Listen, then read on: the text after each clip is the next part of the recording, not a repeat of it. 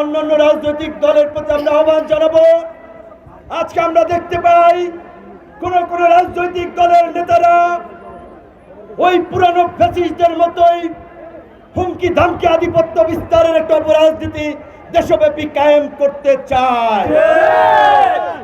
তাদেরকে শুধু মনে করিয়ে দিতে চাই 16 বছরের ওই দৈত্য দানবী আওয়ামী শাসন মুহূর্তের মধ্যে চুরমার হয়ে গেছে।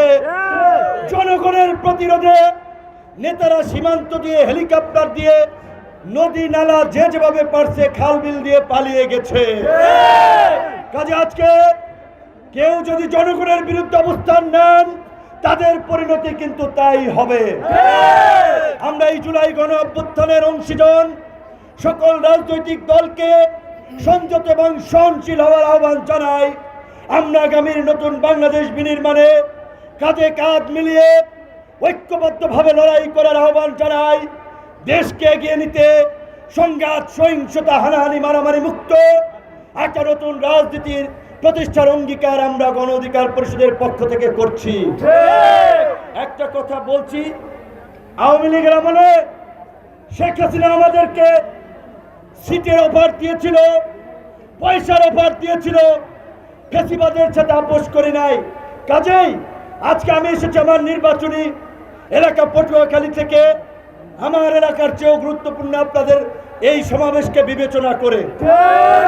সুতরাং আমরা 2-4টা সিটের জন্য কারো সাথে জোট করব না, এটা পরিষ্কার করে বলছি।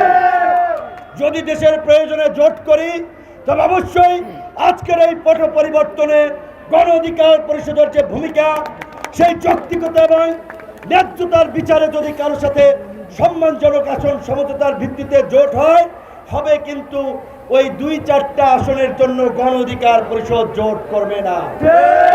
আর জোট করুক আর নাই করুক, আপনাদেরকে আমরা আশ্বস্ত করতে চাই, নজু ভাই নির্বাচন করবে এবং ইনশাল্লাহ আমি আশাবাদী এই ব্রাহ্মণবাড়িয়া থেকে আগামীতে ট্রাকের প্রার্থী সংসদে যাব। আমাদের এখন ট্রাককে নবীনগরের জন্য নজু ভাইয়ের হাতে তুলে দিলাম।